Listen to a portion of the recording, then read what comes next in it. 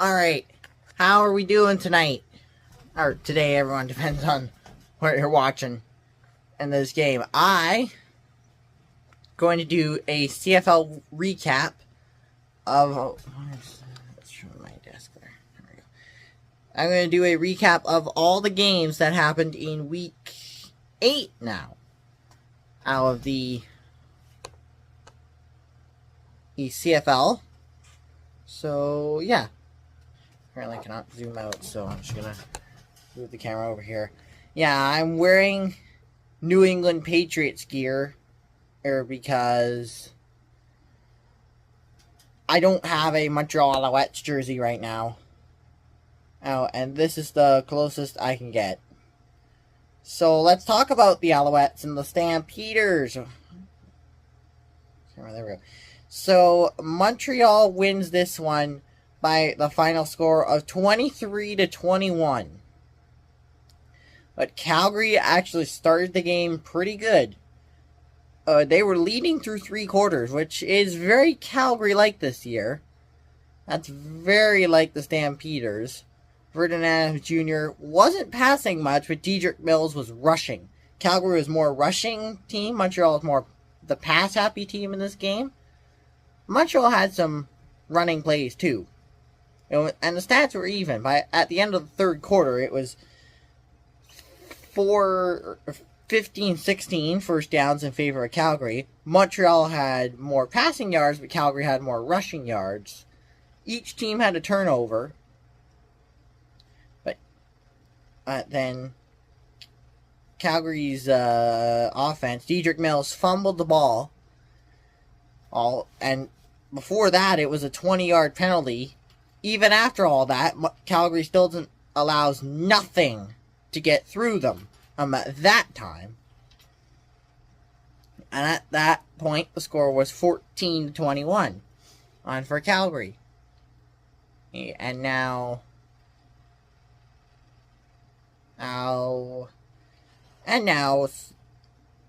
Montreal is getting a lot closer. Montreal had 3 consecutive field goals. 3 consecutive field goals, including a 57-yarder, a career best for Jose Maltos. And they win this game by a final score of 23-21. I was about to say 31, but it's 21. I don't know, it was 31-23. It was 23-21. This was a close game.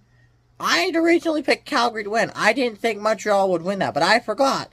Montreal had a comeback against Toronto last week. And I was kind of foolish in picking Calgary. Now, I know that this helps Saskatchewan. And we'll talk about them in a minute. But Montreal had probably the most epic field goal of the year so far. So, yeah, that's Montreal wins it 23-21, the final score. And for Montreal, they move into first place for now.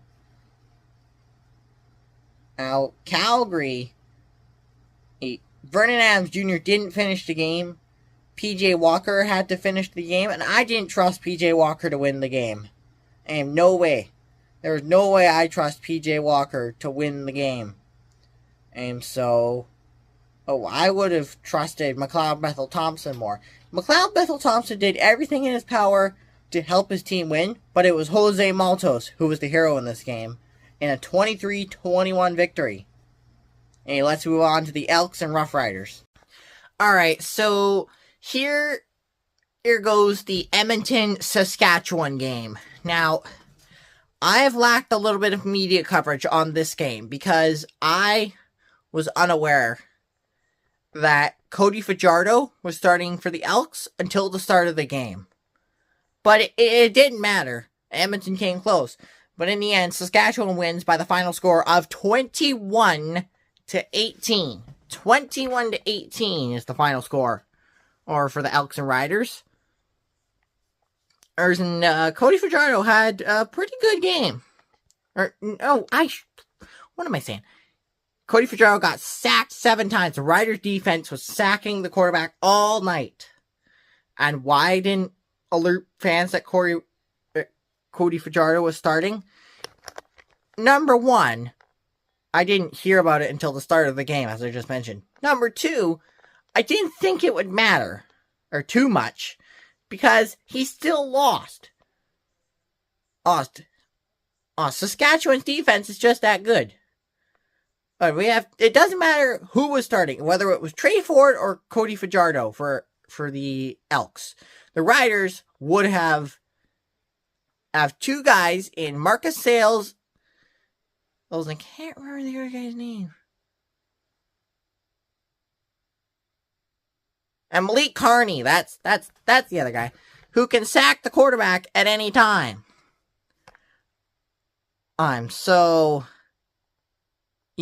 Anyway. Trevor Harris was 24 for 32 on the night. But he had 2 touchdowns and 202 yards. That's at last count. Edmonton got out to a 4-1 lead by the end of the first quarter. And that had me a little worried because Saskatchewan doesn't usually lose, especially like that. But Saskatchewan was trailing for most of the second quarter, and then they pulled it together late, turning the score to 8-4 at half. So it goes from 4-1 to 8-4, or for Saskatchewan. That is the score at halftime. The third quarter, Saskatchewan was pounding it on. They made the score. They got it to 11-4, and then it was 18-4. That was their largest lead of the night. It was a 14-point lead, largest of the night for Saskatchewan. Edmonton never led. Edmonton never led in this game. Saskatchewan had the lead Edmonton only led by 3. That was their largest lead of the night. And once Saskatchewan scored a touchdown, Edmonton never led after that point. They never led. And if you're Saskatchewan, you think your offense could have done better. They had some great plays from all of their offense. They had good plays from a few good plays for some of their offensive players. Their defense carried the game. But Edmonton scored a touchdown, which garbage time touchdown, I almost thought so, but there was still around 2 minutes on the clock. When Saskatchewan allowed a garbage time touchdown last week, they had already scored 33 points, and it was like 37 seconds to go on the clock, and they recovered an onside kick against the Lions. And they didn't have time for that against the Elks. The Elks could have scored a field goal and sent it to overtime. They really could have. But Saskatchewan gets 2 more sacks. The final sack tally was 8-1. 8-1 for Saskatchewan. Edmonton's defense kind of lucked into a sack, I might say. I don't know how to really say it, but they kind of lucked into a sack. Saskatchewan defense was pressuring Cody Fajardo all night. All night they were. And it wasn't even going to be close. I was like, I did not think, it didn't matter for me who was going to start for Edmonton. Because I knew that Saskatchewan's defense was too good to let the offense lose. Saskatchewan would have won the game either way, and they did, by the final score of 18-21. Now, we got a Grey Cup rematch we're going to talk about right now. Is Winnipeg and Toronto. Okay, so I had to go outside because there is construction going on inside. Near inside. So I had to go out here so you guys can hear me better. Anyway, Winnipeg loses this game 31-17 to the Toronto Argonauts, who only had their second win with this win. And this is only their second win of the year. Here, now let's go through some of the big plays.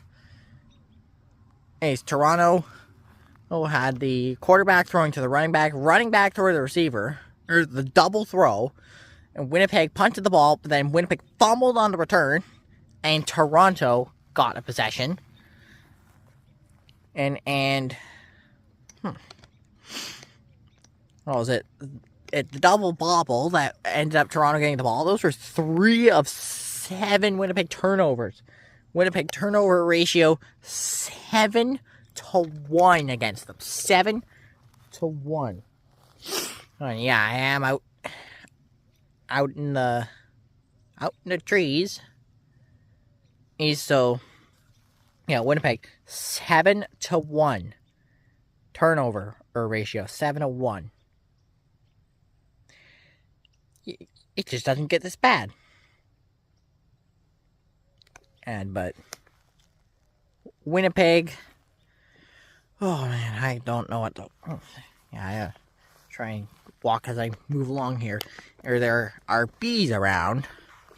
Anyway, Winnipeg, I don't know how it could have got this bad this quickly, but it has. It's gotten really bad. Winnipeg loses their 3rd straight in a row. They lose by 14 points. They lose by 2 or more possessions for the 3rd week in a row. Oh, they lose back-to-back to Calgary on the bye week. 3 out of 4 losses. 3 out of 4 weeks losing. They have not had a win since June, so this is a bad July for Winnipeg. Toronto got their second win in the Grey Cup rematch. Their 3rd straight against Winnipeg. One of those in the Grey Cup, so yeah, make of that what you will. But anyway, Toronto had 2 touchdowns. Nick Arbuckle played really well. Everyone on Toronto played real well, especially Winton McManus, who forced the double bobble, all to give Toronto possession of the football. Zach Caleros was pulled by halftime. Winnipeg, Toronto started the game with a touchdown. Winnipeg answered with 2 scoring plays of their own. First, a field goal, make it 6-3. And the touchdown, and Toronto gets a field goal. Then Winnipeg gets a touchdown by the end of the first quarter. It was 10-9 Winnipeg. With a final score like that, you don't even think that Winnipeg is leading. But they did by the end of the first quarter. And then Toronto's offense went way on. They went off. They went so far. And then they won on big time. Now for Toronto, they get Winnipeg again. So could we see something? Get off my hat. See something similar? We could. But might we?